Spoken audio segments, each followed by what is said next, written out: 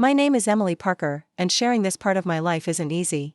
It's painful because it involves decisions that brought hurt to the people who meant the most to me, moments that shook my trust in myself, and a truth that had the power to destroy everything I valued.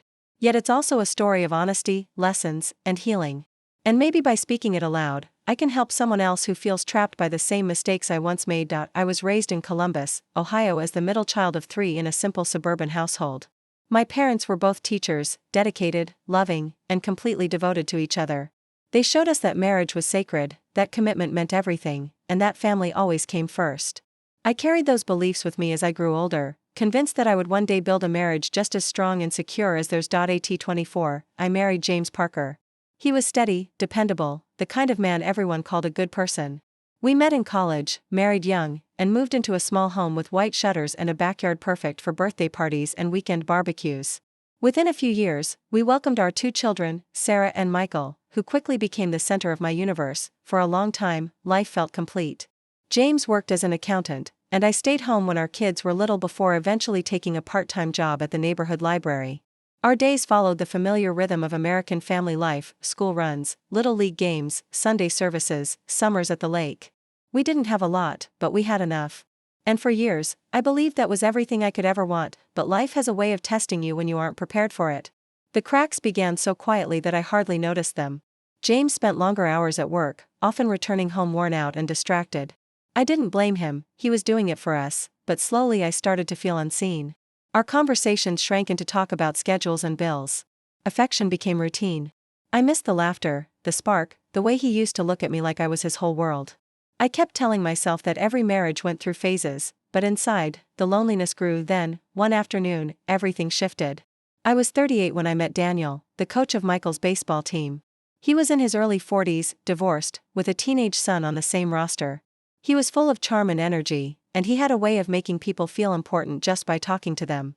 From the very first conversation, something inside me woke up, a feeling I hadn't experienced in years. At first, it was harmless.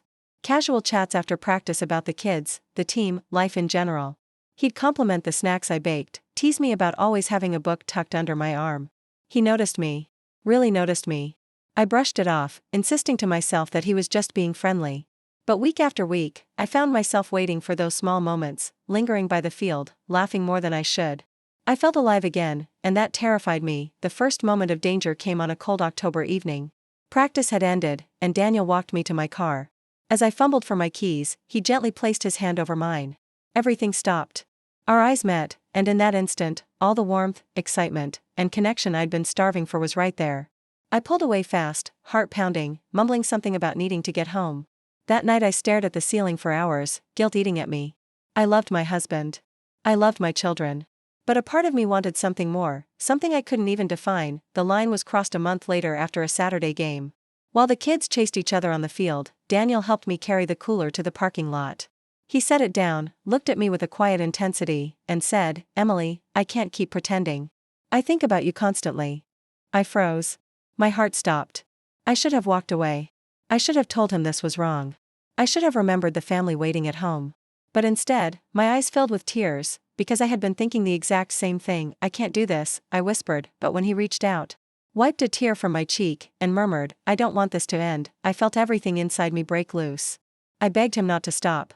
Those words still echo in my mind. I in that single moment, I let my loneliness overpower my values, my vows, and my love for my family. The affair began quietly, late-night conversations, secret messages that made my pulse race. And eventually, it became physical. For months, I lived 2 lives. By day, I was the devoted wife and mother, making dinner, helping with homework, going to church. But in hidden moments, I became someone else, wild, emotional, consumed by a love I knew I wasn't supposed to feel. I convinced myself I deserved it. That James would never understand how invisible I felt. That Daniel gave me what I had been missing. But lies are crushing. They pile up until you can barely breathe beneath them. One evening, when Sarah was 14, she walked into the kitchen while I was texting Daniel. She saw the smile I couldn't hide and asked, "Mom, why are you smiling like that?" My stomach dropped. I laughed it off, claiming it was just a silly message from a friend. But the guilt burned deeper than ever. I started